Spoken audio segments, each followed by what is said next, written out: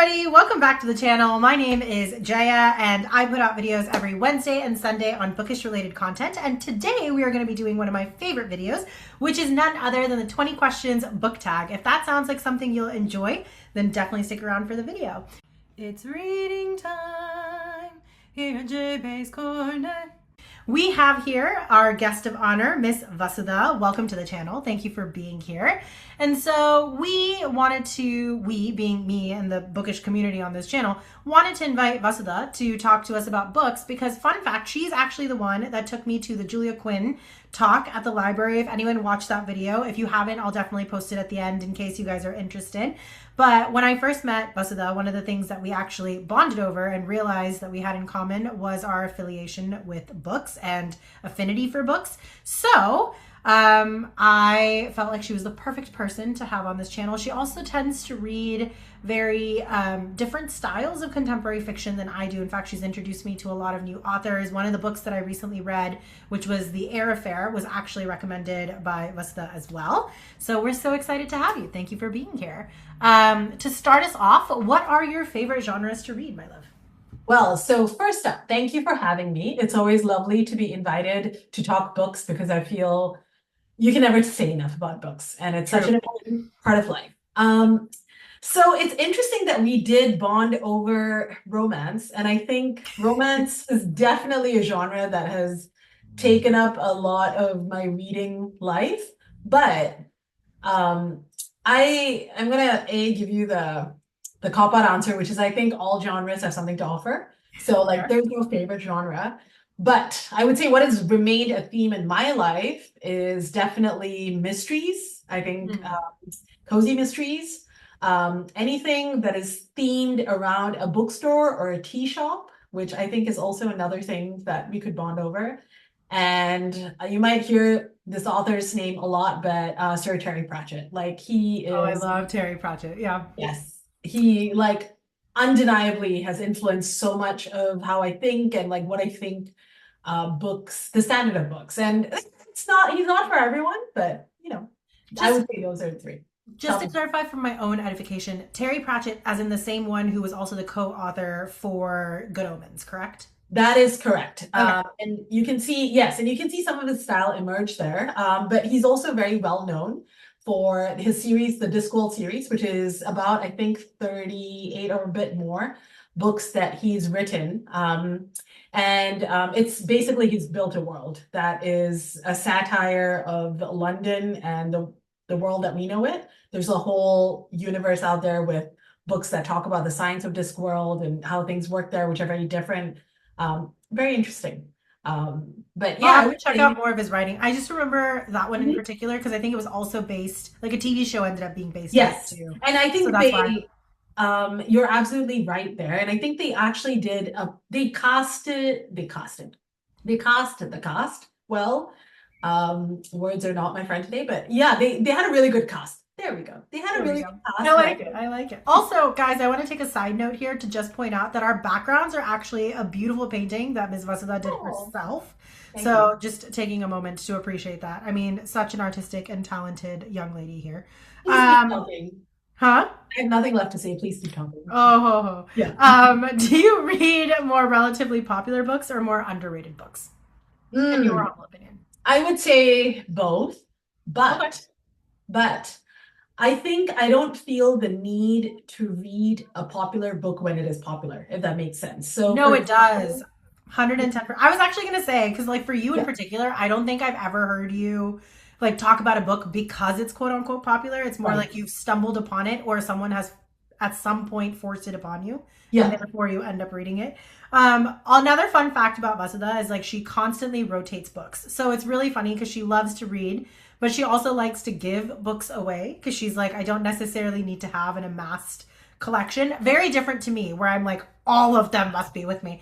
But because of that rotationary style, she tends to get a lot of books from multiple different people. So a lot of different genres, a lot of different books, a lot of different titles that cross her path. So I fully understand where she's coming from. And we may touch on this later, but part of the reason I also don't amass a collection, or if I do, so maybe this isn't the point, but I think I have a structure in how I acquire books. And I Yes. think I've been very lucky that I'm a big fan of libraries, and I've, for a large part of my life, had good access to libraries. So I'm like, books are a little bit of an investment. I'm like, if I want to write in it, if I want to do something. And then there are books where you're like, it's great, but do I actually need to own this yet? I'm not sure. Because so I kind of have a little bit of a thinking process there. I That's did very want fair. to, yeah, but then it also comes with like, I mean, overthinking. You don't have to think that No, much. I don't think so because like you also only have so much space, right? And I feel True. like you do so much art as well, and I feel like there's more wall space for art if there's less books and shelves against the wall. For me, because I'm Unfortunately. artistically challenged, my books are my art. So, there's that. I feel like the Um, painting that's behind us doesn't necessarily say that, but I will take your point. I did want to say one thing around, I think, just around us, the previous question. yes. Um, Underrated, I think, is an interesting term because who is rating and who is underrating it, right? So I think there's this thing of like, there are a lot of books out there that in their time were never quite popular, or or maybe they formed a part of like school reading lists and then they got like rated, right? But um, I think that's an interesting term. And so it's like, did I underrate it? And then I came back to it and I was like, oh, maybe I didn't give this the chance that I should have. And I think that I definitely agree with, that I've returned, or where I've looked at something and maybe the cover didn't appeal to me and I just kind of dismissed it. And I was just like, not really. And then I came back to it later and I was like, oh, actually, there's something here. So that's kind of interesting because I'm like, who's doing the rating? So, I definitely think it's talking like TikTok vibes. So, like hmm, TikTok, book talk, like popularized books yeah, of the season, if you will. yeah. But I do agree with what you said. In fact, I think you and I have had a conversation on this as well, where we were talking about Absolutely. how like Austen and Dickens and all these others weren't Yes. appreciated during their time, and then they got way more popularized after, which is actually so tragic when you think about it, because I feel like a lot of people during that period of time, especially during like the Renaissance period and things like that, like they weren't recognized until well after. So Well, very, things didn't very pay, strange period right? of time.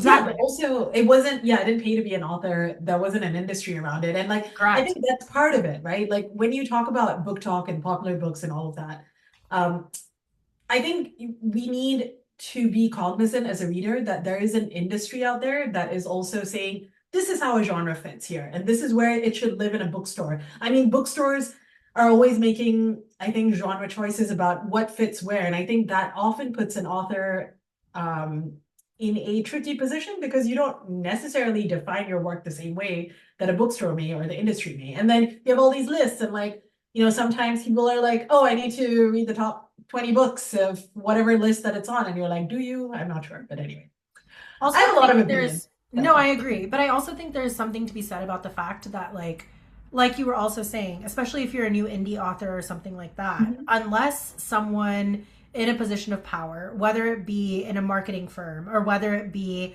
an influencer who has millions of followers or whether Right, it be the curator for that particular Barnes and Nobles right, decides that you're a book that needs to be showcased, there's a right. very good chance that it may never go noticed to the level that it could be if it Yeah, gets picked up later.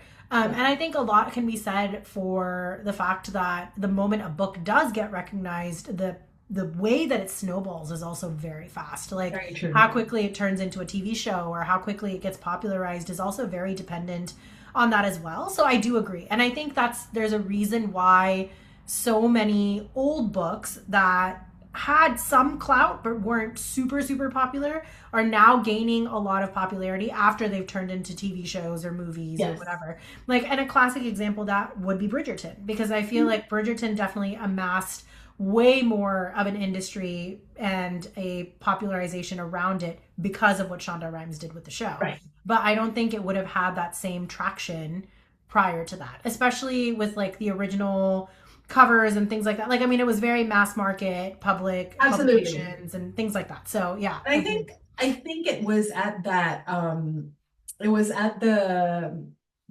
event with Julia Quinn where I think she said one of my favorite quotes, and I am gonna horribly misquote her, but which is, I think she was talking about the straight jacketing, right? Like if you yeah. are a romance author, then it needs to look a certain way, and then there are opinions, and like if you're creating a series, there's a lot of, I think there's a lot of behind the scenes opinions, and I think she was kind of saying it in a like lighthearted, like complaining way. She's like, but who's asking mystery authors the same thing, right? Like, it's not like, why are you not worried about a dead body turning up in a town like month after month? Like, nobody's like questioning the reality of that, right? And I was like, Mhm. actually, that's really true, because I read mysteries and I was like, this has not creeped me out yet. But So true. And then I think another point that she also made is like there's a very limited selection of people that they put on these covers.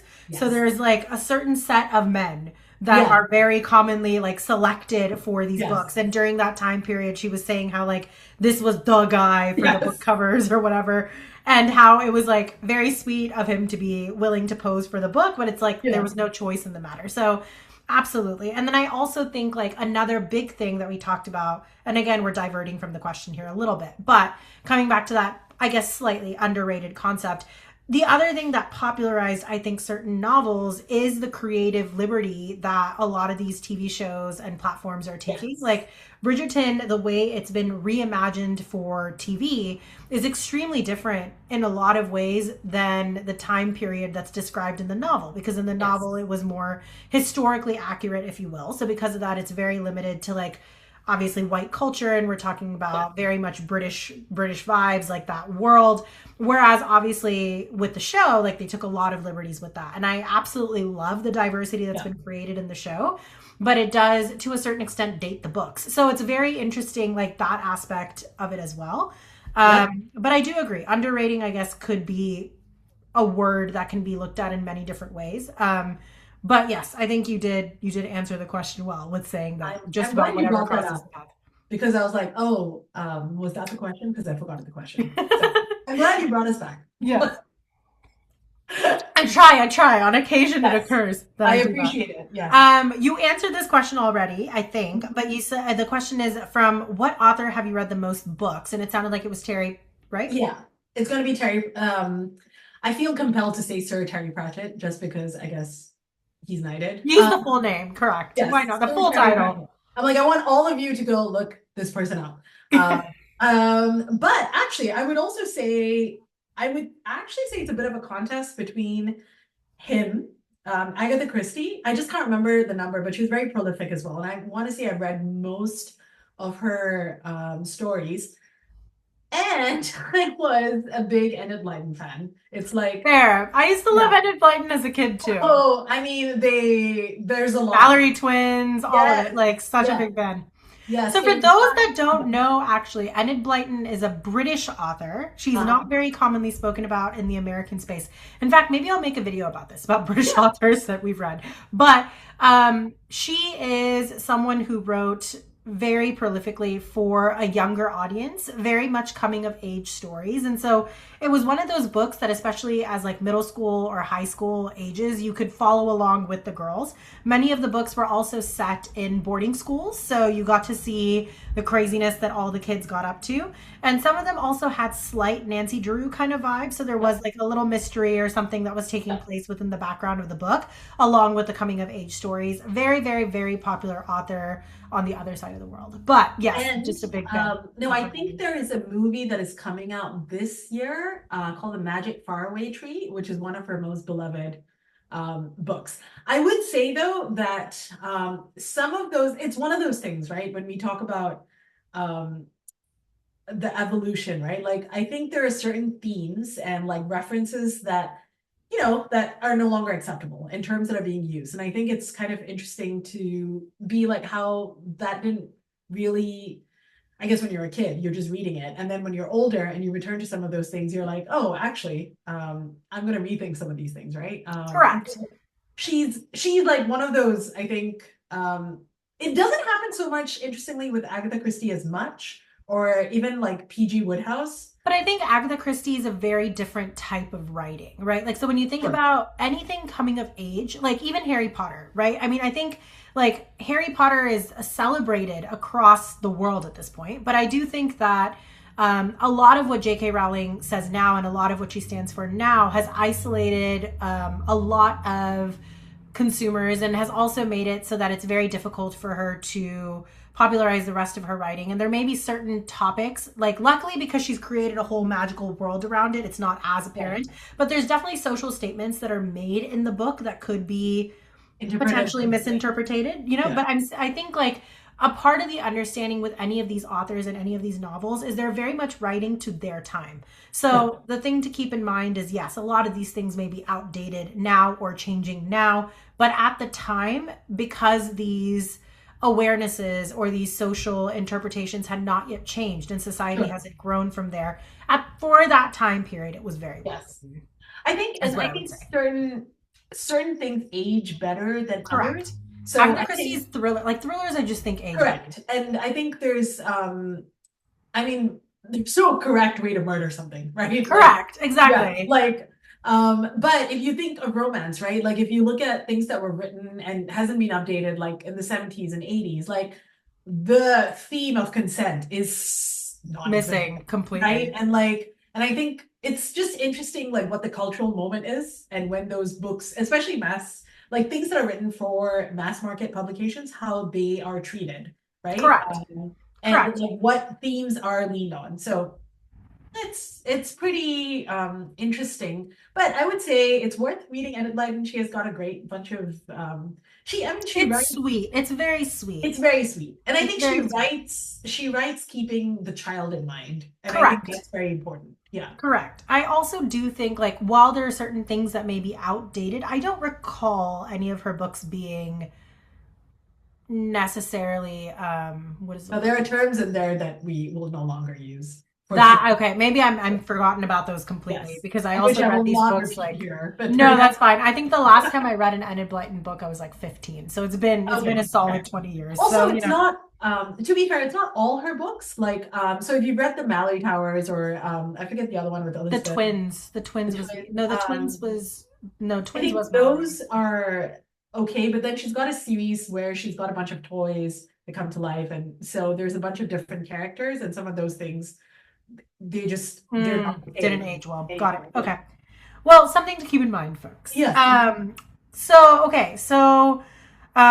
In terms of novels, we've kind of touched on a little bit of everything, and I think this is what I Right. love about you as a reader. But is there Oh, a specific genre, like age group of book that you would gravitate towards, like YA, middle grade, adult? Like, what do you naturally gravitate towards? I think like the thing that I found very entertaining is like you would as happily read a children's book as you would an adult's book as long as it's a good book. So I'm glad you brought that up because I was gonna say, I mean, adults is a given, right? Like I just think that there it's are most similar to us too. yes.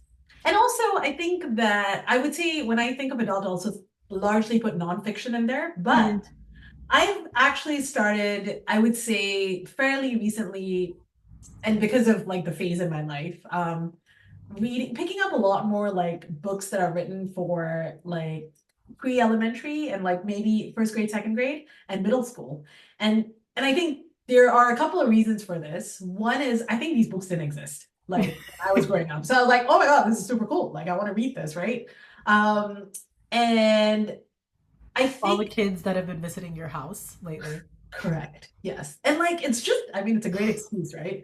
And there are some really interesting books. Like there was one, but I wish I could reference books better, but I have such a terrible memory. But there's this one really thoughtful book that was probably written in the 80s, was around adoption, right? And Aw, yeah, cute. it was about a baby, and I'm pretty sure it's very well known, and your community is going to be like, Vasudha, I know it, right? But it's basically about a little baby bird that I think fell from its nest and then like was lost, and so got adopted by I think a cow or a pig, like Aw, not adopted, cute. but like brought in, right? Brought in, yeah. Yes, and then was like, but why am I different? Like, why do I look this? Are you my mother? Who's my mother? And like it's just done in a very sweet way. And I feel like it's those kinds of things that I would not have appreciated or appreciate just because I'm older now. Mm-hmm. Middle school books, I think, in that area, because it's very coming of age. And I Mm-hmm. think the stuff that you deal with and the issues, one of the books that I like to refer to a lot is, I think it's called Hoot, Hoot. Yes. Yes, yes, Yes. yes. Cute book for sure. Yeah, it's very cute. But like real themes, right? Like you have a owl that you're feeling attached to, like how do Mm-hmm. I navigate the fact, and you're navigating big life themes, and that's Yeah. the age you. And so I think there's certain books that help navigate that. And I guess it appeals to the child in me, like where I didn't have that guidance when I was at that age. So it's great. Also, like nonfiction books written, like anything that's sciencey that's written towards kids, like what a great explanation. Like it's really nice. So I would say those are the two audiences that I tend to gravitate now. Um, I think I've gotten old and like cranky, so I don't have a lot of patience for like teenage romance and young adult. Like I don't have time for that. So not right now. Maybe when I'm That's older. fair. I think like for young adult, I think it has to be the mood has to be right. I'm openly saying this as I'm rereading Harry Potter as we speak. I'm literally on book 2 right now and I'm enjoying Right. so much. But I also feel like there's also I think the problem also sometimes with young adult books is it's too real, right? Mm, It's not as openly angry as some yeah. adult books can be, but at the same time you're dealing with very intense adult concepts in those books too, so it doesn't Yes. give you the same escape, I guess. Like, and I guess the book that I'm referring to when I'm talking about this specifically is Scythe by Neil Shusterman. I It was was a gonna ask you. great series, Yeah. great series. I Right. fully loved the series. To anyone watching this video, please don't take this as me hating on them. I love those books. They're solid 5-star books, great series. But especially in the political turmoil that we're in right now and around the election that was happening and the wars and everything else, I was like, this is a lot to be reading right now. I was It like, this is. is not what I signed up for when I picked up a young adult book. Similarly, I just finished reading Marissa Mayer's The Lunar Chronicles. And I think part of the Right. reason that that bothered me as well is very much set in this like political turmoil, Right. like evil monarch taking advantage of people type of vibes. And I was like, this is not like what I need right now. But it was also based on classic fairy tales. So it was literally Right. like retelling of Cinderella or like Yeah.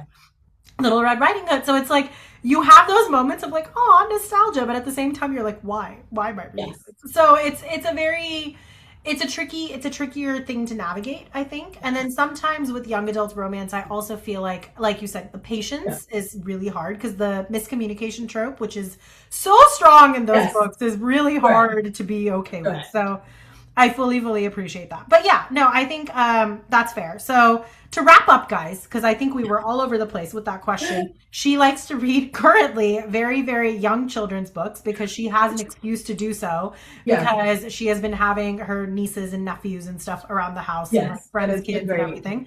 And so she's reconnecting to that side as well as her adult books, which are typically your mystery thriller books or anything along the lines of nonfiction and a well-written romance. But we are avoiding middle age and YA for now. Moving on to the next question. Who is the most relatable character you have read?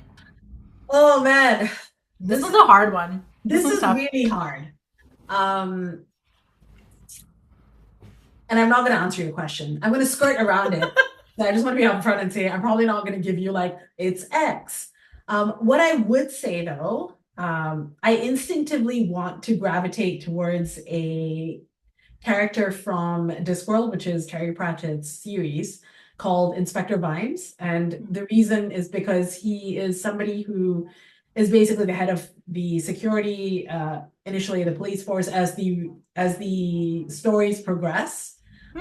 As the series progresses, he moves up in ranks. And so there's this journey of like being on the ground, boots on the ground to becoming like a chief of security and like the blahness of becoming an administrator. So, and I think he captures quite well. He's a very philosophical thinker, but Oh, nice. he is very sharp as well.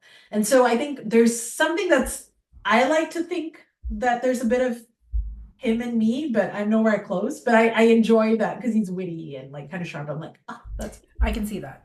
yes. But You do have a very sharp sense of humor. It's great. it is. But I would also say I think a lot of what is relatable is at the point which you encounter books. So if you also ask me, I just finished listening to let me say this. Vera Wong's Guide to Unsolicited. No, Vera Wong's Oh yeah. Unsolicited Unsolicited Advice. advice. Yes. Yes. And Vera Wong's like a grandmother. Like, I mean, obviously she's a much older lady. I'm going to interrupt you for 30 seconds. For Yeah. those who don't know, this is by the same author who wrote Dial A for Auntie. Yes. Continue. That's right. Sorry, Maggie Q. Yes. So the thing with Jesse's, I think Jesse Is it Jesse? I think her name is Jessie Santano, is that Oh, she, actually, I totally messed that up. Yeah, it was Josie Santana. You were correct. I will pull the right. book out and add the name. But anyways, I don't know why I said Maggie Q. That's an actress. I Because am so Maggie Q sorry. is an amazing actress and I'm here for this. So I'm No, for gonna sure. try. But I don't know why I associate her with the main character She of Dial of maybe Aunties. so that's interesting, right? Because I think, I mean, this is I will get back to answering your question, but I think I often also associate real life like People to books? people Yeah. with, and I'm like, this is the person that should play this, right? And then they cast someone else, and I'm like, outraged. Why? No, I Correct. understand completely. So I completely agree with that. So in Vera Wong's in that book, Vera Wong is the lead character. She is ostensibly we have nothing in common. Correct. She is a grandmother who's retired, is widowed, is, looking, runs a tea shop, like maybe there's a little bit, but because there is what I think of as a fake sense of nostalgia, because I grew up in Singapore and like there is something that is so relatable and identifiable about the profile of Vera Wong. Like I don't know, but there is a version of this lady that I have in my You. life. Yes. Yes, who is kind of inquisitive, all up in your business, kind of like outraged that you don't take any of her advice seriously. Like it's just, I mean, spoiler alert, but like hiding evidence and you're like, what is happening? Like this is not, but comes from a really good place. And so to me, in that moment, like in that's very relatable. Another one that's interesting that I'm currently reading and weirdly have paused everything else, did not expect, is a book. I mean, she doesn't need a shout out because it's a really well-known book, but it's Maybe I Should Talk to Someone by Laurie Gottlieb, which I is actually have not heard of that one. so that's a nonfiction account of a therapist about being in therapy. And like I've been very curious about that world, therapy and like what it means, like what is structure, what should it be, and all those related questions, right? And because therapy is so personal, you never get those insights. Um, and like it's utterly relatable, like in a way where you're like, I feel so seen, like what is happening, you know?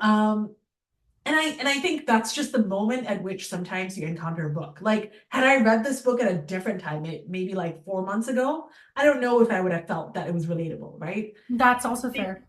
That's, I think, the timing of when you meet a book. Like, I'm a big believer of that. I don't believe in like love at first sight, but I'm like, there's definitely like book, and like book at first sight.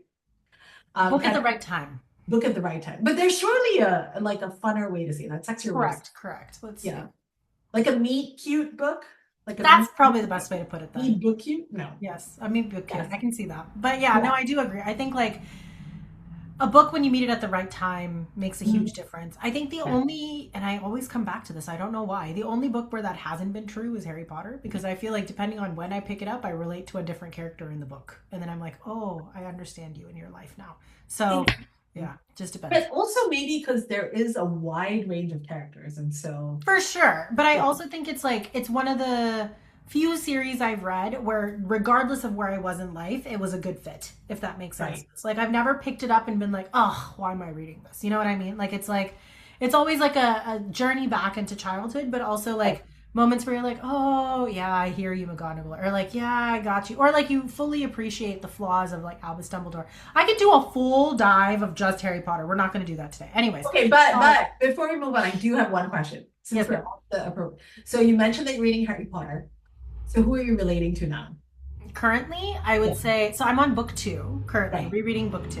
Right. And so I think, as weird as this may sound, the character that I'm relating to most right now is Severus Snape Oh, in this good. book. I was like Dudley, and I was like, no, we're done. Like I'm not talking to you. No, I think it's like, it's one of those things where when you reread the series, especially knowing what you know about Snape for later Right. on in the series, like it's just like some of the things he does and the moments that he has with Harry, with the amount of resentment and frustration and anger that's there, but also the Right. well-placed intention at the same time, unwillingly, is just such a fun thing to reread from that Yes. mental perspective. And then I think the other characters that I'm surprisingly relating with still is Harry, Hermione, and Ron, and particularly the hatred for Gilderoy Lockhart. That's where I'm at right now. So yeah, Yes. it's That's valid. Great All of that. series for sure. Yes.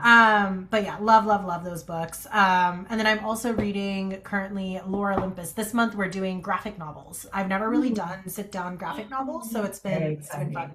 Yeah, it's been a Yeah. good time. Have you always loved reading? Yes. We can move on to the next Yeah, question. I was like, that's a pretty easy one. What's a book that you felt like was written for you? I know you did just mention the therapy one. I wouldn't say I feel like that's written for me. I think No, but like you could connect to. I'm saying like yes. written for you specifically though. Yes. Well, no, the reason why I'm sort of like no judgment is because I'm not because I feel like you've misunderstood it. You're correct, but I think there's a difference between feeling like Connected versus written for connected you. versus like I feel absolutely seen by this book. Correct. And so I think I still stand by like what I said 10 seconds ago, shocking, that I think a lot of this is very much dependent on when you read a book and like what, and I'm often surprised that I'm really moved by the mundane. Like, and I have sobbed over books that I was just like, what is happening? Simply because it's at a certain point of time that I've related. Actually, I cried at the end of the book that you recommended by TJ Klune, House of Cerulean Sea. Like that still floors me because when we talked about it, I was just like, I don't know, like let's see, it's not It's my one of the most beautiful books. yeah, but it's like it's really, really, and I can also see that had I met the book at a different time in my life, I may not have felt the reaction. So there's something about needing to meet it at the right time. There's another book, which I have to look up properly. I think it is by Celia. Oh, who wrote Big Little Lies? Big Little Lies is Let me look it up real quick. no. I should know this. Um, I should know this. it's Moriarty, Leanne Moriarty. No, Moriarty. and it's the other one I'm thinking of that is like Big Little Lies, but is not, but also became a really big series. The Fires in My Heart, the Little Fires Everywhere. yes. So she wrote a book. Sorry, you can hear me clicking, but you know what? Everyone needs to know. You're fine. You're totally fine. It's actually not as loud as you think it is. You're fine. Yeah, Celeste Ng. The reason is I often confuse her very weirdly Did with she also write the H Mart book? Was that her? she did not write the H Mart book. Okay. That was by I think it was translated. No, it wasn't translated. But everything. Because I thought it was about an American born Japanese. You are correct, and but it is not. I haven't read that one, which is why I'm like, I don't know. It's on my list of books to read for memoirs at some point because I really only read nonfiction in January and it's almost always a memoir. So that blows my mind. Like, I know we'll get to this question later that you are very like, I only read books at a certain time for a theme, and I'm just like, I don't know. That's like 2 questions from now. We'll talk about yes, it. we'll talk about it then. But no, Celeste Ng's, I think, first book, which is Everything I Never Told You, it was the first book. So I never read any true to like I never read the books like when they were popular. I was so moved. Like I didn't feel seen, but I was so moved. And so it's just sometimes I'm surprised. And I think that's part of my reading philosophy is like, just give it a chance, right? And like see how you feel about it. But I would say that a couple of books that I felt very like, oh, this speaks to me and this is what I need to receive right now, if that makes sense. And in that way I feel seen. Number one, we've bonded on this, Persuasion. I think absolute like no contest for me that is the book for me. We're talking about Jane Austen's Persuasion, by the way. Yes, we are talking about yes, thank you. And the reason I would say I arrived there was because I picked up a book called The Jane Austen Education, which I really love. He's a English professor somewhere in Columbia, William Deresiewicz. I probably butchered his name, but it's called The Jane Austen Education. And I think he's an English professor. The book is a compilation of he takes each chapter and relates each Austen book to a period in his life. Oh, and cool. Yeah, it is very interesting. Doubly interesting because I think he was one of the few men in his class, in his cohort, to be in a Jane Austen class. And so, and this we're talking probably mid-90s, and I think I felt like till today when I pick up the book, I'm like, there's something in there that I can learn from this that I did not pick up. And like, it's a slim volume. It would be probably definitely like 200-ish pages. Um, so that I feel like is a book that I definitely feel like, yes, this speaks to me each and every time. The last one, interestingly, is called Old in Art School, and it's by Nell Painter. Okay. Yeah, and that is a book. It's again sort of memoir, personal essay-ish.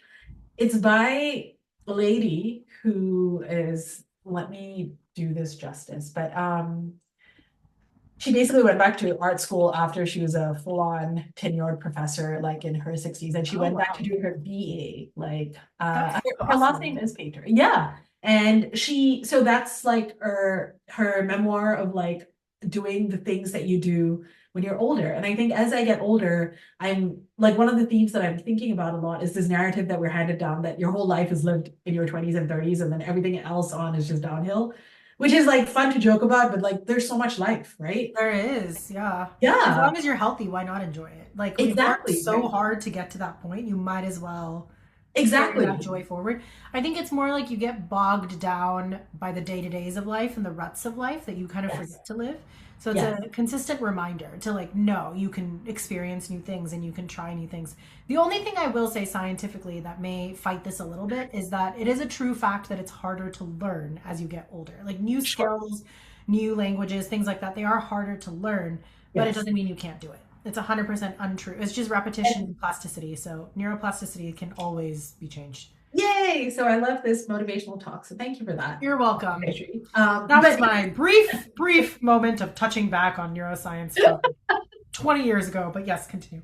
no, but I think that's true, right? Like in that, and so much of these, like old in art school, kind of touches on the fact that you are sharing space with people who are starting out in life. Like if Mhm. she didn't go back, like she had no reason to go back and do a bachelor's. Like she could have gone in and done grad school. I think she was basically head of her department. Yeah. Like there's no reason to put yourself through that challenge, right? And sharing space and like and being an art is such a subjective discipline, right? So Mhm. to me, I think there's one part where she talks about like how basically she's getting like her work is she's waiting for validation from her art teacher when that validation is constantly going to like some 20-year-old, and she's like, I don't understand because I can't even unpack what is specific about the thing because it's such different ways in which they approach the piece, right?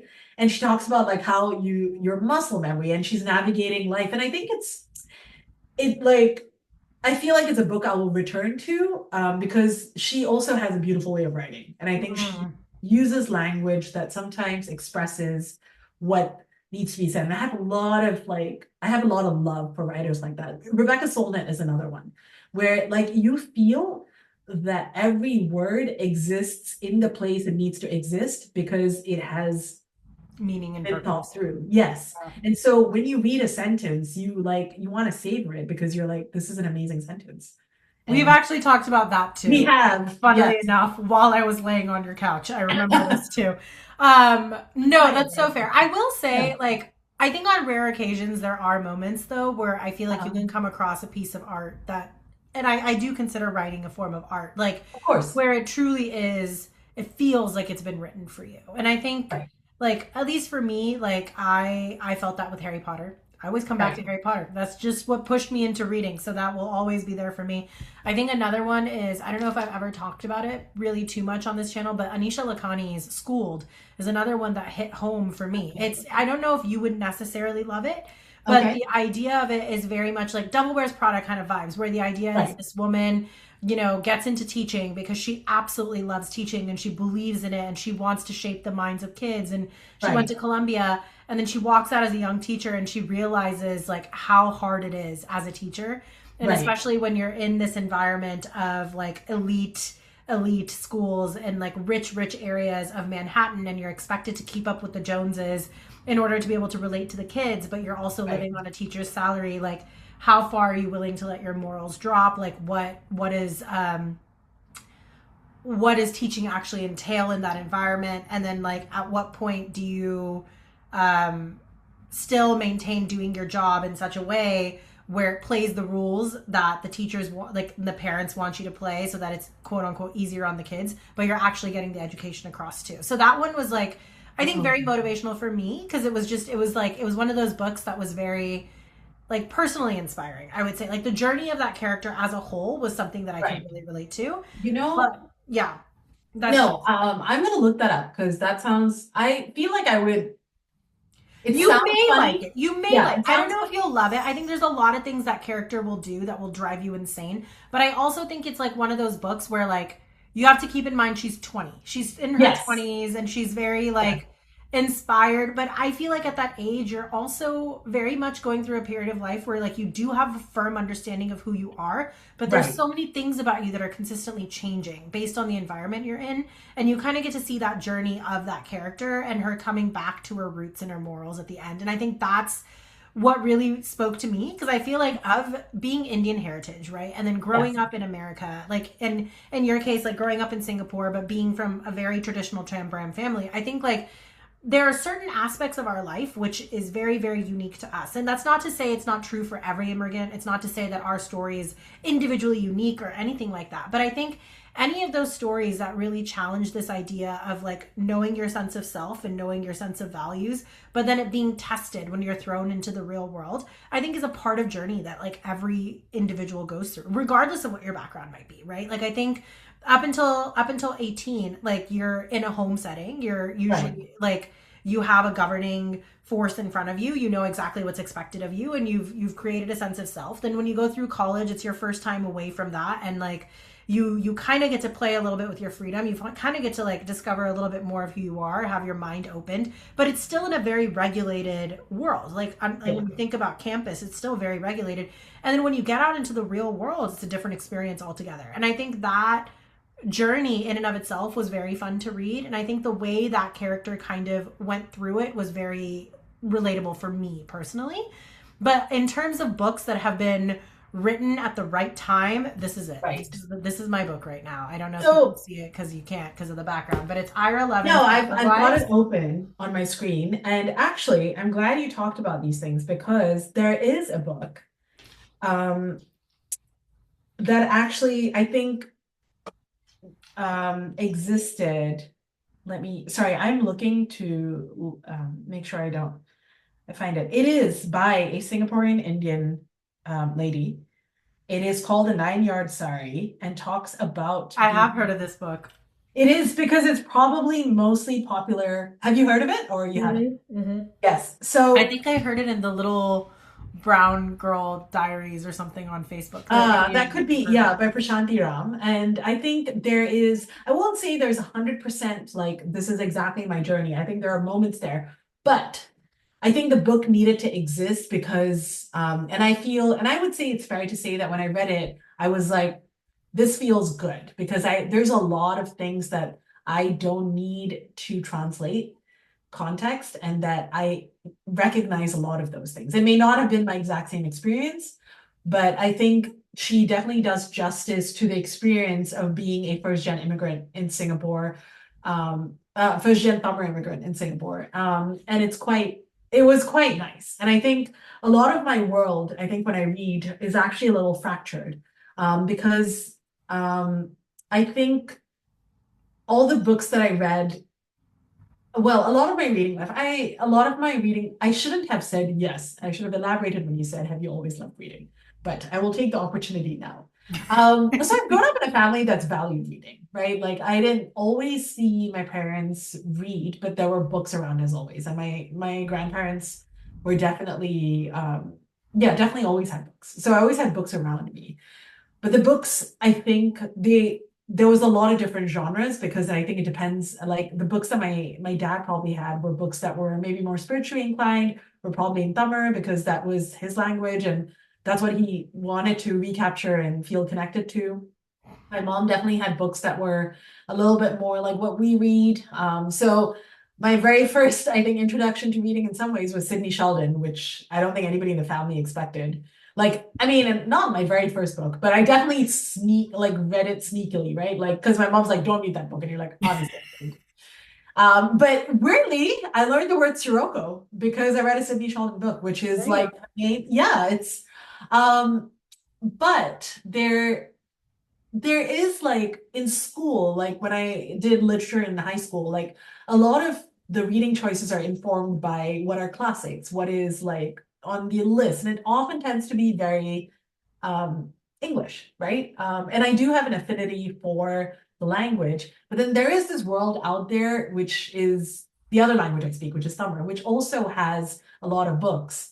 But it's very context based. So one of my most favorite characters, actually, and I go back to an earlier question, is this character called Tuppariyum Sambu, and he is a and so these he is a character in a series of stories that were never published as a book, but they came in periodicals. Oh, So okay. Yeah, like, yeah, yeah. so week Very on Ponniyin week, you would Selvan, have a like that little, type of thing. Yeah. correct. So you would have a weekly magazine in which there was a short story. Now, this guy was a buffoon. Like, so his name is Samu. Tuparium in Tamil means like clue finding, right?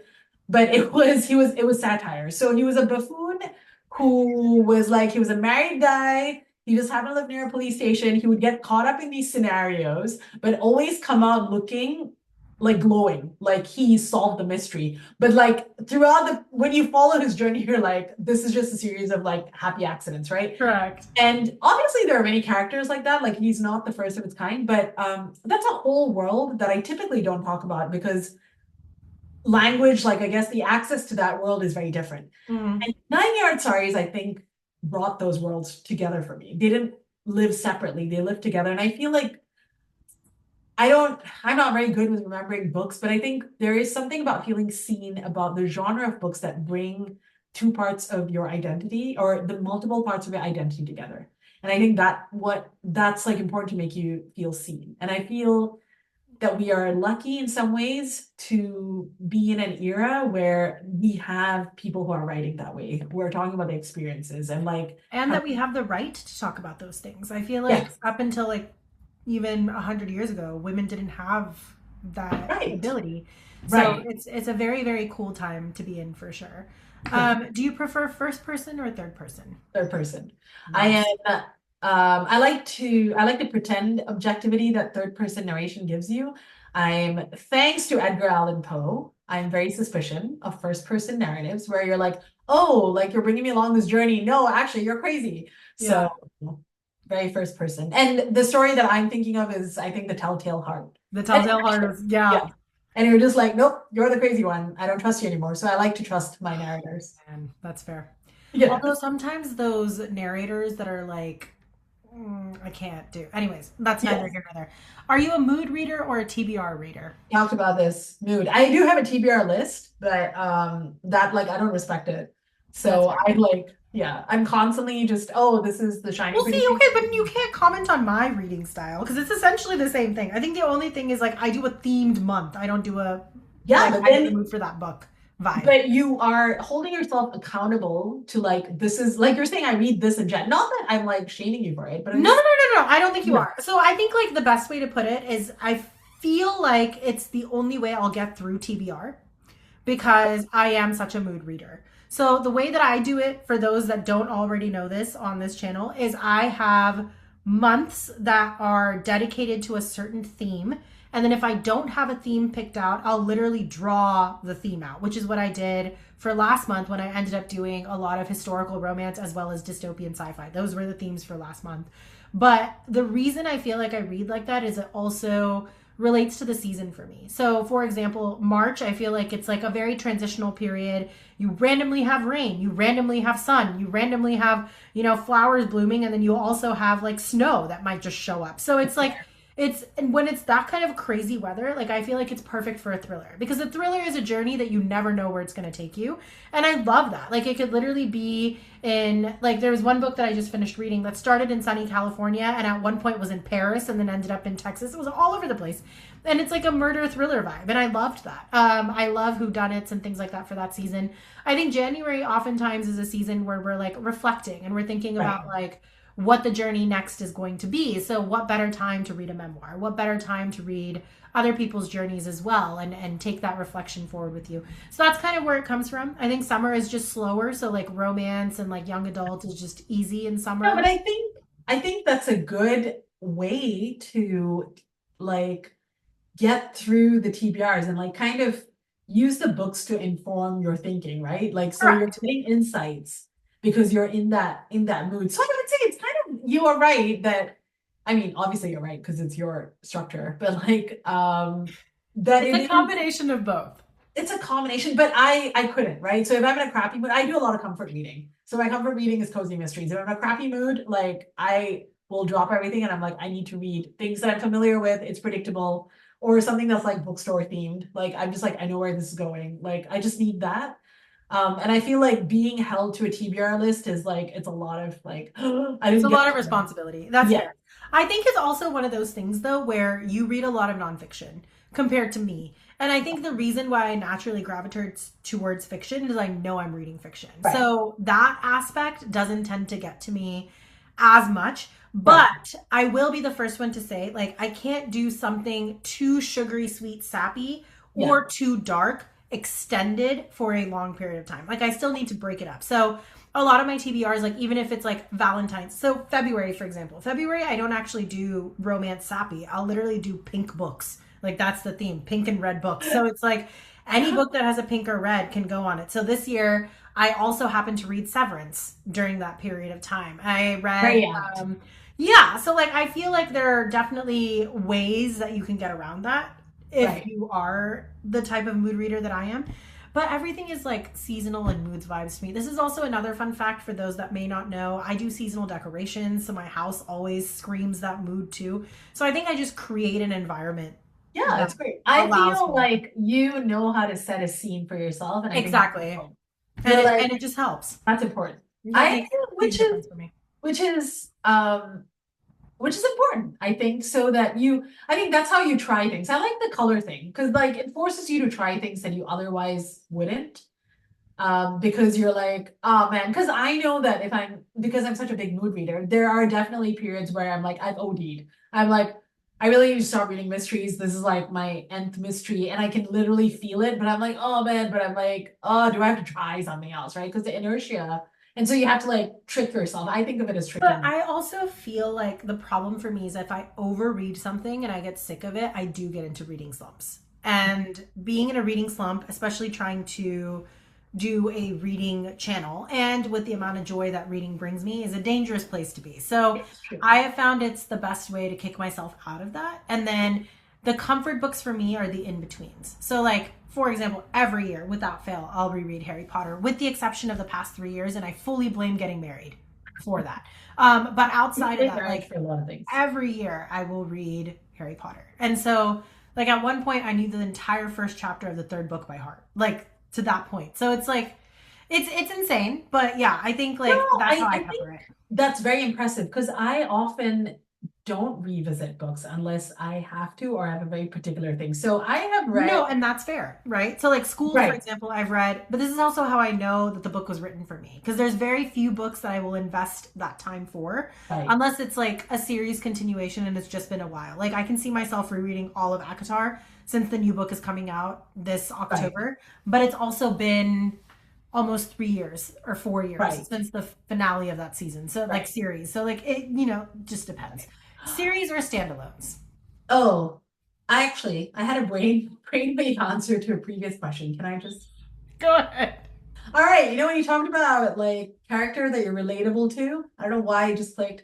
I would say weirdly at the time, not weirdly, understandably, at the time that I was Penelope Bridgerton, not the book. Penelope Bridgerton and the book, because As I a think character, yeah. as a character, because I think there's something that is very sweet about being because her whole journey is about being seen too for who she is, and I think Correct. And that's she also very started off as a convincing. wallflower and like you don't really Exactly. know Yes. what she has to offer. So no, that's very fair. And then you So I realize think like I've sort of just I guess I don't know why I think of myself that way, I guess, but in that time when I was growing up, I think there was something about that whole journey that was very appealing. However, I'm not a big fan of the series like how the series has framed that love story and how they've cast them. But Oh that's no, it's the movie, the show has done a yes. disservice, I think. But I Yeah. think the disservice, surprisingly to me, wasn't so much necessarily her character as much as it was Colin. I think Colin's character is just very poorly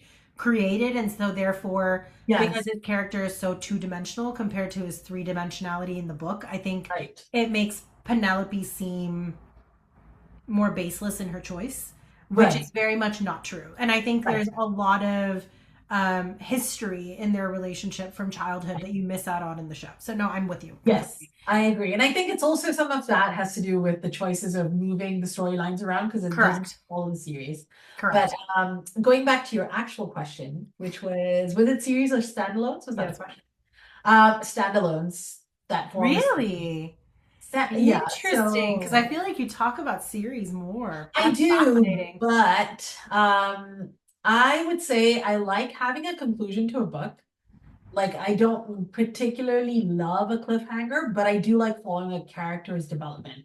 So So what if you knew the series was complete? Would that change your answer? that's a good question. Not quite, because sometimes like there are certain books that are better written in the series and like than others, and so I'd rather just read the book.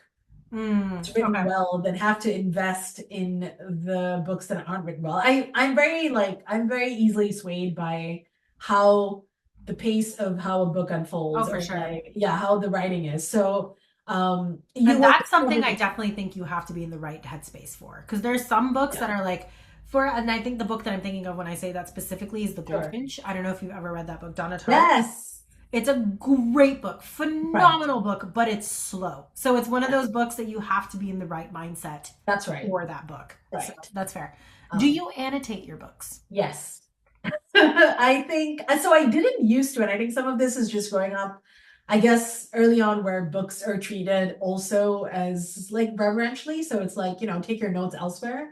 But I think once I did literature in high school, like we had to write notes. And there is not a book that I don't highlight. So I have zero resale value in any of the books that I have. That's Um, actually not true because a lot of people will enjoy reading comments. Like that's true. maybe But you not a gotta lot be of people. like, I'm one of those people. I used to love reading other people's annotations. it I'm like, is oh, quite interesting. interesting. It It's is fun to quite read. interesting. But then you also have to be someone, right? Like, what if you're not interesting and you're just like writing and highlighting nonsense? So Then you're there's, probably not. Yeah, that's I fair. am, but I'm not famous enough yet for people to pay money for my notes. But Oh, I'll get that's there. fair. Yeah. Sorry, we'll get Maybe there. We'll through get there. this, Jayshree, make me famous. I know. I know. I'm trying. I'm trying. Yes. I Do you would prefer? say, sorry, just Go to ahead. Go ahead. Finish your say, thought.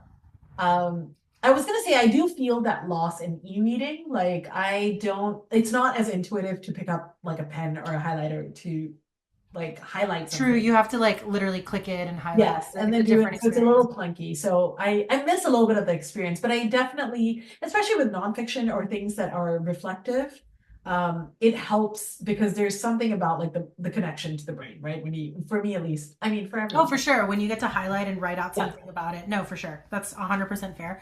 I think the only way I do an ebook if I'm doing a nonfiction is like I'll have a notebook physically with me. Like Right. those are books that I can't do on audio or something like that Yeah. necessarily. Uh-huh. Memoirs I can do on audio all day, Right. but I think like true like reflective or Mhm. educational books, it's very much like need to either highlight or write the quotes out so I Yeah. remember them. Do you prefer a longer book or a shorter book? Depends on the medium. And by that, I mean like a physical book, obviously you have to carry it around. So like if it's medium, it's great. Like I remember there was, Not a I guess 700 this, page Donna Tartt book then. say that again. Not a 700-page Donna Tartt book I then. was gonna say like there was a period of time in my life, and I don't know why, right? Like Tolstoy was like it was a thing to read Russian authors, and Anna Karenina, and I'm just like, what the f? Like it was just why I was like, why did I do this? There's a lot, but I was like, I'm definitely reading it as an ebook. It's also a book that I feel like any of the Tolstoys. I think Kafka, I've read a couple. Tolstoy's, I feel like it's those aspirational reads. Like I should read it. It's probably gonna be really good when I But you do. know, his writing style is also very Right. it's hard. They're Yeah, hard. it's very descriptive. And It's so it's like, very descriptive. It's yes, very slow. it's also like aggressive sometimes in the social context. Like I think like he doesn't beat around the bush. Let's just put it Right. that way. Like Yes. the darkness is very dark as Yes. well. And so it's one of those books where it's like it's difficult. It's like reading Oliver Twist on steroids, basically. Yeah. So Correct. it makes it more. Yeah, no, I feel you. It's intense. And It so is. like then having to carry that tome around is like a very unnecessary But thing. you probably looked very intelligent, I will say. No, didn't help me. Didn't help me. Just had a very heavy bag. But I would say that now that we have ebooks and audiobooks, I don't particularly carry that much because and I don't know how to feel about it because in an ebook you're just swiping, right? And it's kind of like an endless swipe. So True, but I mean, you are still consuming the book. So I think, right. like, okay, so for those who don't know already, I have an obsession with fashion. It's really unhealthy. Like, I love fashion. She's So my very rule of stylish. thumb is my handbag has to be able to at least fit a Nook or a Kindle, or it cannot stay on the shelf because I just can't. I think I have 3 event bags that don't fit my Kindle or my Nook in it, and it gives me anxiety to carry those bags because I'm like, I can't read. But then it's also like you're going to a wedding. When are you going to read? So, but that's a You definitely different read at a fight for a wedding. different day. Usually, I carry those for weddings that I'm a part of, so I really Right. can't read them. Yeah. But yeah, no, that's fair. What is I think we touched on this a little bit. Favorite bookish tropes. I know you kind of said you liked cozy mystery, which is more genre, but is there Yeah. specifically tropes that you like? There is something I like. I've mentioned, I guess, bookstores quite a bit, and something about like a small businessy type of the trope, I guess, is you inherit something and then you have to move, get it, you don't have the skill set to build it, and then the community builds around you. Typically, I like the bookstore theme for that because bookstores are really sweet. There's one that You I might like Storybook Ending then. I just finished reading that one. You may like it. oh It's set in a bookstore. okay, yeah, I'm down for that. Like, I feel like that's one of the things that I will give a book a chance. But there's something about, I think, generally of finding community that I just enjoy. Like, um, I think you might like that book. Try that one, yeah, I Storybook think, Ending. and something about like, like anybody who's, I think, going through a growth arc that is like, yeah, anything that is going through a growth arc because they're challenged and that's set in a cozy way, I think I'm like here for it. Yeah. That's fair. Do you have a favorite book to TV film adaptation? Oh. Oh, yes. But then I have to think quite a bit because I am not very good Pick with one. remembering I'm things. gonna let you pick one. But I'm gonna pick three. I mean, like I'm just gonna ignore your rules. Like, cool. I'm glad you set the boundary. I'm just gonna breeze past. Okay, I think it's fair to say that I really, since we talked about Harry Potter quite a lot, I'm not gonna say Harry Potter, but I really like Lord of the Rings. I think Lord of the Rings Lord of the did Rings is good. justice, yeah, like to the book. And so I'm a fan of how that movie unfolded, the movie series unfolded. I would also say I want to.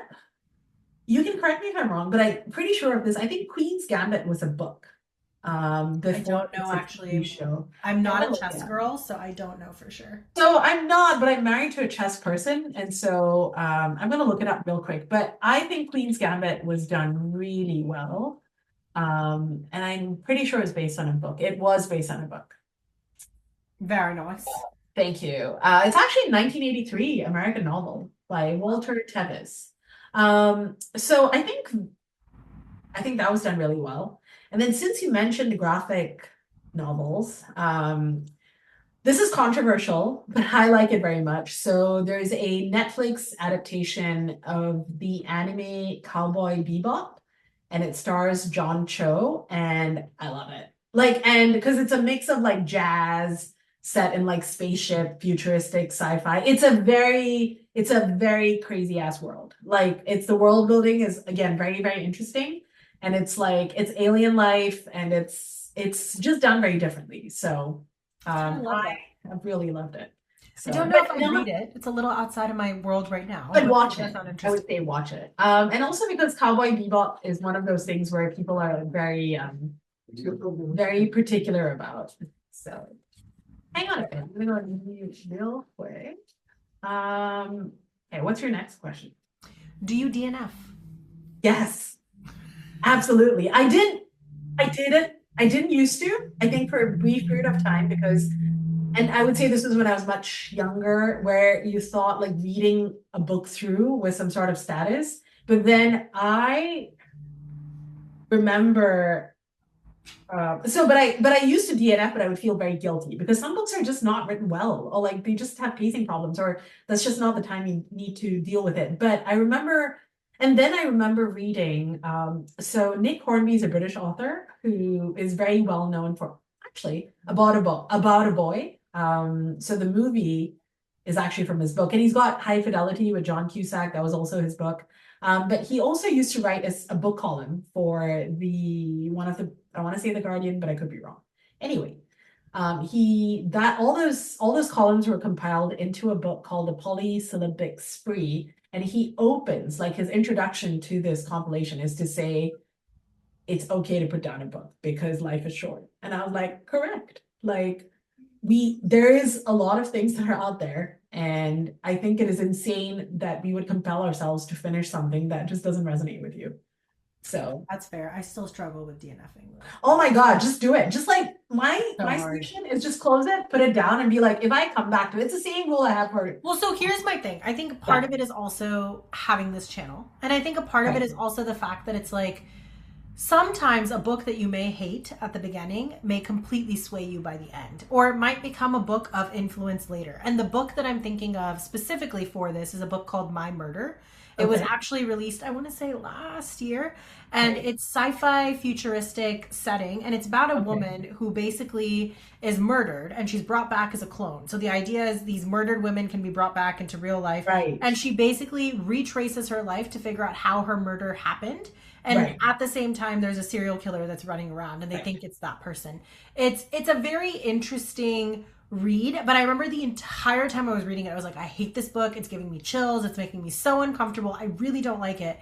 Finished reading it, discussed it at book club, and it was probably one of the best discussions I've ever had on a book. And like when I really, really looked into why I felt as strongly as I did towards that book, I realized how much depth that book had and what aspects of the book were making me uncomfortable because it was too real for like fears I would have for the not too far distant future. So I think that's kind of the vibe. There's also other books that have just been pure brain rot that I should have put down. One of them was Pucked. It was miserable. I think I finished that book in 45 minutes flat because like there was so many scenes where I was like, nope, just not doing that right now.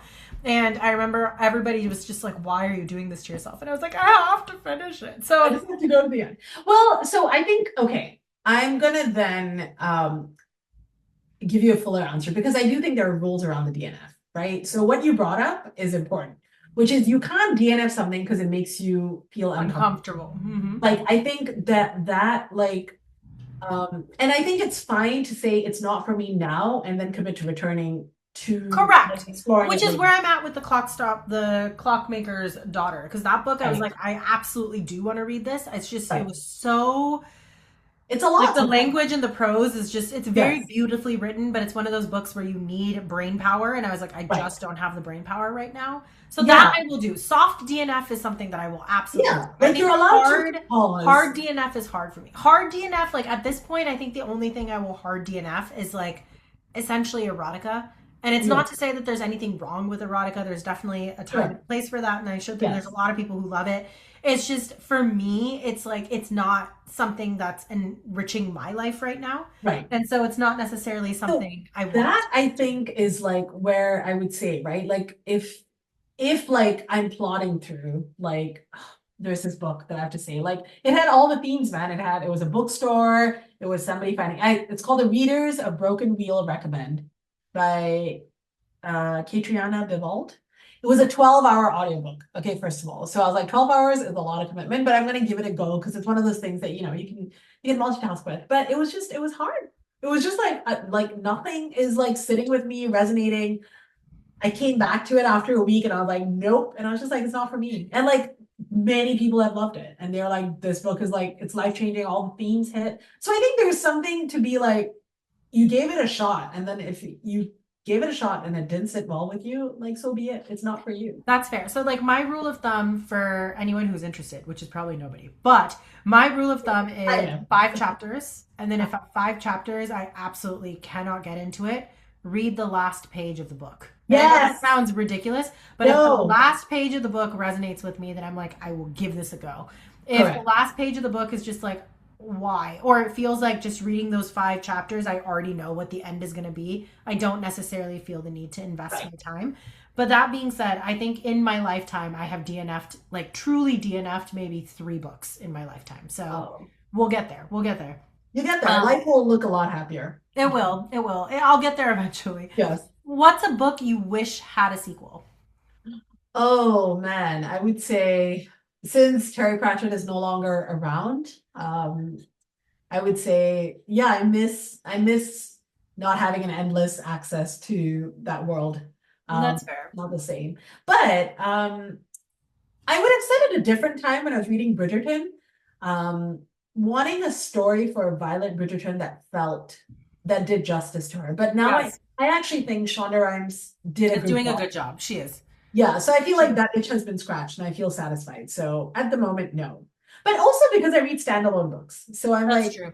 No, but yeah, sometimes like even with the standalone, there's moments where you might want a sequel. But I think like the end of the day, like it the biggest thing is like I think is the ending is satisfactory, it's usually okay. right, right. So Yeah, and in a well written standalone novel, the goal is to have a satisfactory correct, ending. So correct. that's fair. Yeah, Do you have a favorite? Well, you already said this. I think you said yeah. bookstore, but favorite fictional place or setting would be bookstore.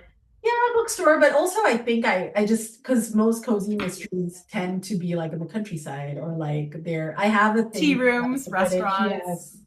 So definitely I definitely have a like I'm drawn towards some more British like landscapes. So I think that's set in London or like in I would say London. I wouldn't say all of Europe, but I definitely am more interested or like any big cities, like so New York or like LA is a little like sketch because you know LA is not a city. But now that I and there's something interesting about reading I don't seek this out, but I enjoy it when it happens. Reading stories that are set in places that are familiar to you. That's So fair. that's really nice to sort of retrace and like identify and know how to locate things, and that's kind of fun. That's fair. Yeah. I like a good historical place setting too. That's fair. Mhm. Yeah. Do you prefer ebook, audiobook, or physical book? I think first up, physical always. But I think ebooks and audiobooks have a place. And like, so for me, audiobooks are very much, I tend to actually listen to a little bit more fiction and I tend to read my nonfiction. No, sometimes I listen to nonfiction. But I am picky about what I listen to. So it's not like I listen to everything. So, um, yeah. And then I ebooks are like, they're just a functional thing.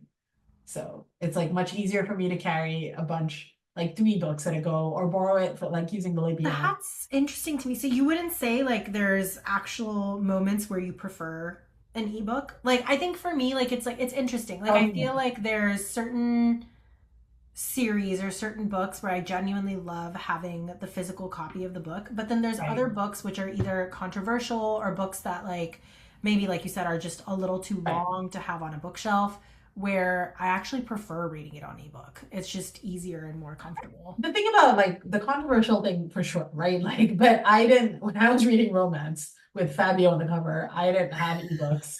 It was just, this is what you do. Right? Like, Or in you India, you know, do the paper cover for it. Like correct. you And then know. you're like, I don't care about it this much. And you're just like, it is what it is.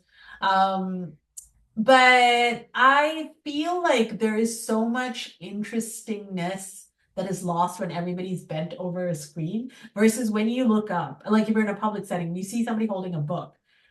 That's a moment of engagement, right? It is. I also Yeah, do think there's something to be said about your own connection to the story, the feel of the story, the ability to right, sink into the story with a physical book. Like I think right, that experience is one of its own and one of right. itself. Like we were saying, annotation or Yes, like just like the act of flipping a page or things like that. yes. But I think the reason I like an e-reader, not a tablet or a phone, Right. but specifically an e-reader, is that it is designed to mimic that experience to a certain extent. Like you still have the page click and you still have like the ink vibe on the screen, That and is the true. backlighting is very much a yellow light. It's never that blue screen light that we get Yes. used to. So I think like for me also, like sometimes if I'm in bed, because I love to read before I go to sleep. So like Right. if I'm reading in bed, sometimes an ebook is just nice because I don't have to You're worry right. about turning a light on or a lamp on. It Yes. doesn't hurt my neck or my back or anything like that. But I Right. have found surprisingly in the daytime, I do prefer a physical book. So maybe for me, it's a time based thing too. It could be, and you're right about, no, I agree with you, like reading in bed. To be fair to everything, I guess we just spoke, which is a weird way. I just started the sentence. But um now I don't know how to continue the sentence, so let me try again. There is a place for an e-reader, and all of the reasons that you cited are those reasons. I have not, I used to have, like, I used to read on my tab, and then I am looking to invest in an e-reader. So, like, I think my experience would be quite different because, and I'm particularly excited about the Kobo e-reader because you can do all Kobo of is it. supposed to be absolutely phenomenal. It's the one Correct. e-reader I do not have, but I'm also Um, convincing myself that I don't need three. So we have no, not bought a get rid of Kobo. the other and just do the Kobo, but that's for a different time. Like, Correct. Not yes, anytime soon because they are yes. also But pricey to also, invest in. I mean, Also, let my me, Barnes and Nobles one has like hundreds of books on there, so I there you cannot go. get rid of that one I yet. think that's also part of it, right? Like, I think it's this idea of like having the library there and then like you're having to then transfer everything and then Hmm.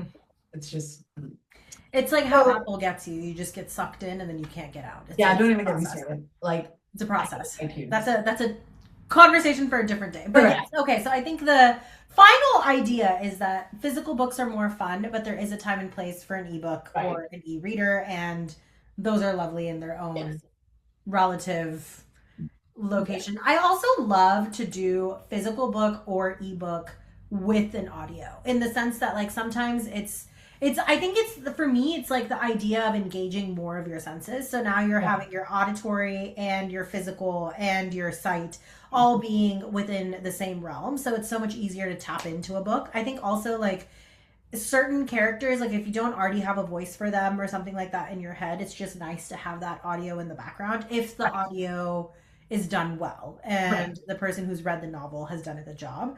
But no, I do agree with you. I think Um, audiobooks are also interesting in that like they are almost like plays, right? mhm. And so I think it's Or so one of the podcasts even. most Like I don't think it's any different than listening to radio or podcasts or correct. anything like that. So But it is because I think that there's you're not necessarily always acting, though I would say a big shout out to it's not, I would say, a book that I would ever read, but I enjoyed listening to it so much. And I don't, it's called Legends and Lattes. And I think it's like, and it was a book that just came up in like that's surprising to me. That's not one you would normally read because that's typically cozy mystery.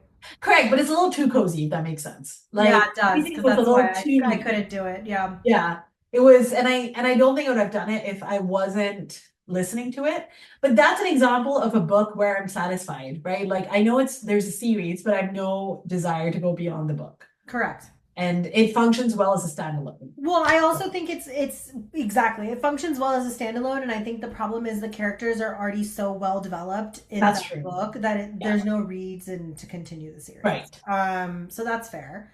Yeah. And then last question I have for you today Yeah. is what is the ideal page length of a book? I think I already sort of answered that, like medium, like nothing too heavy to carry around. But if it's an ebook, it can run forever, I suppose. Because I like would say like for me it's 300 pages. 300 to that's 400 fair. pages I think is like a typical good length Right. for a book because Right. you can capture a solid story in that period of time Yeah. without being overly descriptive, but Right. also having enough story. That being said, I don't know what it is about Levin's book and Stepford Wives that has just hit home with me so hard. But Right. I literally finally sat down and listened to this book because I used to love the Nicole Kidman version of the movie. And so I was Yeah. like, I really want to read the book. And I realized like it's actually a horror classic, which I did not know it was a horror Yes. classic of its time. And so I finally sat down and read the like listened to the book. And I was like, this book is so good that I need to have a physical copy. And then on top of that, I was like, I can't even have the mass produced paper copy. I need the physical hardback pink covered book. So I now have that, and I can totally see myself reading this book every October. Like without fail. Like I can see this Yes. becoming another Harry Potter for me, because the way that he captures the pressures put on women in society and Yes. how quickly it can turn into a nightmare is so fascinating to read. Right. And it's also so interesting to see how much he talks about the dangers of mob mentality, which I think is like consistently something that comes into conversation when you talk about humanity as a whole, whether we're talking Right. at a global level or a communal level, like whatever it may be, or even a familial level, right? Like, I mean, that influence is so real. And so just such a powerful book. I think there's so much that that book actually speaks to without saying it, but then the book itself is also so interesting. So, yeah. Anyways, that's neither here nor there. I don't know where I went. No, I think that's, well, I just want to touch on that because you brought up something. Well, I want to say two things. So one is, while I do have an ideal length, I did want to also say that I am a big fan of the short story Yeah, and a like novella nonfiction. is Yeah. great.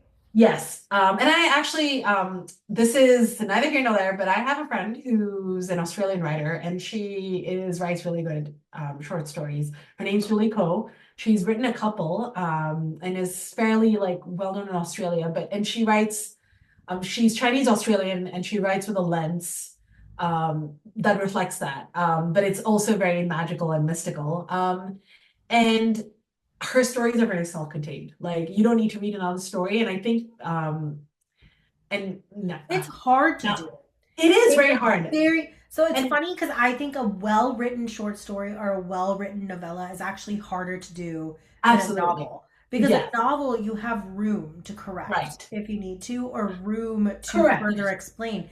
A short story you don't. A short story you have to Yes. get the point across, short and sweet, and you have to grab the attention of your reader and explain enough about what's happening in the book that they know what's going on Right. while simultaneously getting a point across. So I think that's there's a lot to be said Yeah, for there's a and I well-written mean short story. Nabokov's done that really well. I wish I knew I was better at like recalling, but it is one of like my favorite ways of like also reading, like giving myself permission because I'm less likely to DNF because you get a series of you get a flavor, right? Correct. And But I it's also perfectly think fine. like there's reasons certain classics are that length. Like classic example Steinbeck, right? Of Mice and Men. Yeah. Such Yes, a short book. Such absolutely. a short book. Will I ever read Grapes of Wrath? No, I tried. I died. I cannot do it. It But is a Mice lot. and Men is like one of my favorite books. Yes. Another book that I absolutely detest and hate and will never read again because it made me feel like an insane person was Catcher in the Rye. But that's also another classic example of like a shorter book that just Yes. captures a story. So, there's a lot to be said about that. And then there's actually a collection of short stories which was written. It was actually, and I find that foreign authors do this better. And that's actually Yes. something I wanted to say in regards to your friend as well, because she does Right. obviously have a slightly different background than what we Yes. classically see here in America.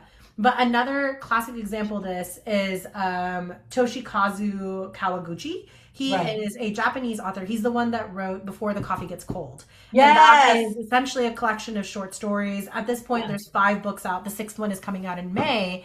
And I love his books. I love his books. Like you can literally sit and finish. It's 4 stories total, and each story will probably take you like what 30 minutes tops to read Mhm. it. But it's so powerful and so moving and so beautifully written. And in every single story, he also repeats the rules of the coffee shop. So even with that in there, it's like the actual story is so lovely. So I think yeah, I there's love it.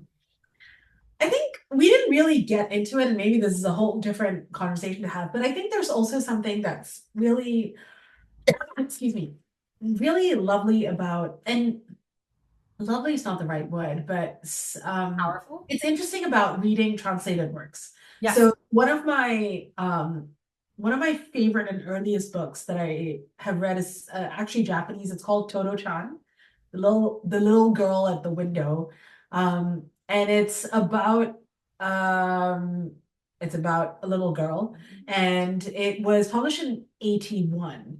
and it talks about like I think it's to do if I remember it's to do something with like how you had a different education system that they received in World War II at an elementary school that was founded by a teacher, and it's a very like it's not something it looks like the beginning of a nonfiction type of like educational thesis, but it is written so simply and so beautifully, right? That I think there's a lot of value when we invest in those sorts of genres. It didn't come up because you don't have a genre that says translated stories. Another one is actually that I just started reading is actually Jhumpa Lahiri's. So Jhumpa Lahiri who wrote, I can't say it. Jhumpa Lahiri, who wrote Namesake. She actually started learning Italian and then tasked herself with writing a novel in Italian and Wow. then translated it back herself. And so I'm reading the translated version of what it is of that experience. And it's very interesting because you have to access a different part of your brain. And this sort of touches like if you read in a different language or you encounter books that are translated, there is because There's another layer to it for sure. exactly, right? And you need a good translation, but that's something that's quite interesting. Another thing that I wanted to go back to the Stepford Wives, which I think is very, I've said interesting a lot, but I guess I'm going to go with it, is the idea of like horror. It's very fascinating. Is horror as a genre, like that sort of horror, right? I think when we, You because one of typically the things, think gore, but horror doesn't always have to be gore. Horror right? can also be very much like real life horror that And also like yeah, psychological horror, right? Like, psychological horror. so Oh, this there's one that was written that's a short story. It's about a woman is it Turn who of the Screw by Henry James? no, no, no, no, no, Okay. no, no, no. It's a relatively recent one. It's so creepy. I got through the first Right. 10 pages and I was like, I cannot. But it was literally about the horror of an online connection with someone Oh, who can take advantage of you. And to the point like where yeah. this woman at one point she eats something that was recommended by this other person and it's like super bad for you and she almost thinks of it as like their child. It was very creepy. Like all kinds of Oh, messed up right, craziness happened in that book.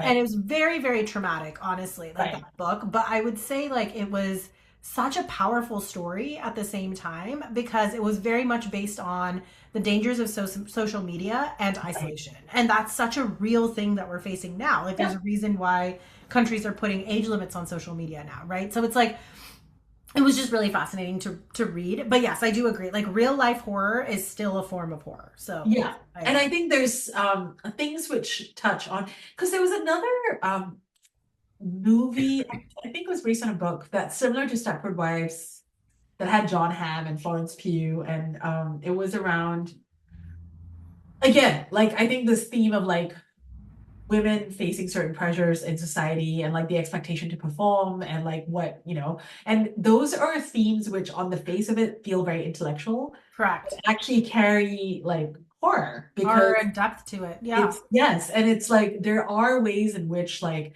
it's and I think it's basically psychological horror, right? That we're referring to here that feels I mean, different from like the to speak to murder. that too, I think it's interesting because the reason why these books also end up translating across so many different genres in their own right is because of the psychological component. What I'm thinking of specifically is something like Black Swan, like Right, where there's definitely a horror psychological component to it, but there's also a beauty and a depth to it that I think can be very powerful for a lot of different right, people.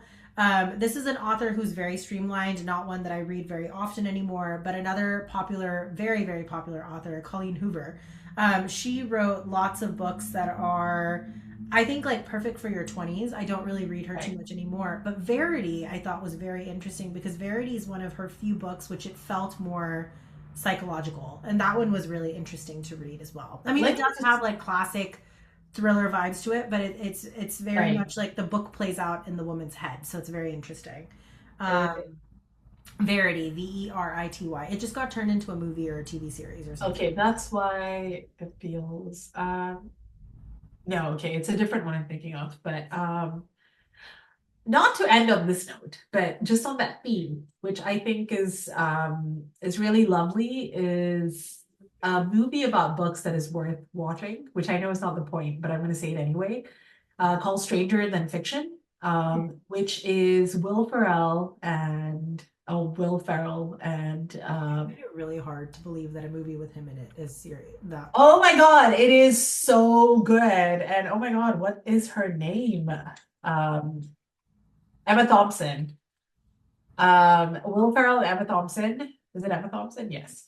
And it is basically about Will Ferrell's character, and you have a narrator, and as you go through the movie, you realize that not everything is as it seems. Should I just spoil it? No, I won't we'll spoil just it. leave it at that. But Yes, that sounds very fascinating too. it It is also very reminds fascinating. me of movies Yes, like, well, maybe this movie isn't about that, but other right. movies that pop into my head that have to do with this is like Shutter Island or like Yes, Inception, movies like that where the ending leaves you with a little something more to think about. But yes. I also realize I have taken a lot of your time. So, I I'm gonna call it at this point because I know you and I could talk forever We could, about we all could. things books. Yes. But I just wanted to say thank you so much for being here. Thank you for being a part of the channel. And I just wanted to say for all of you that are new visiting the channel, I hope you guys enjoyed this lovely interview. So excited to have had Vasudha with us for 2 whole hours. How exciting. And I hope you guys enjoyed it. We just love books, and I know that's why you guys are here too. I put out videos every Wednesday and Sunday on bookish related content. If you guys did enjoy this and feel like being a part of the community, definitely hit that subscribe button and that notification bell. For those of you that are returning, I cannot thank you enough for all of your support, all of your love, all your encouragement. Leave your comments below. Let me know what you guys thought. Let me know if any of the books that we talked about resonated with you guys. Let Vasudha know what you thought of her thoughts. I mean, she's clearly I have a lot of thoughts. very, very, very well thought out Interesting. responses, and she loves to read. So it was just so enchanting to have her on this interview with us Yeah. today. And I just wanted to leave everybody with this. Wherever you are in the world, I hope you're feeling safe, secure, and loved. I hope you're getting plenty of time for self-care and reading. And we will catch you guys on the next video. Thank you so much for being here. Thanks again, Vasudha. Bye, everybody.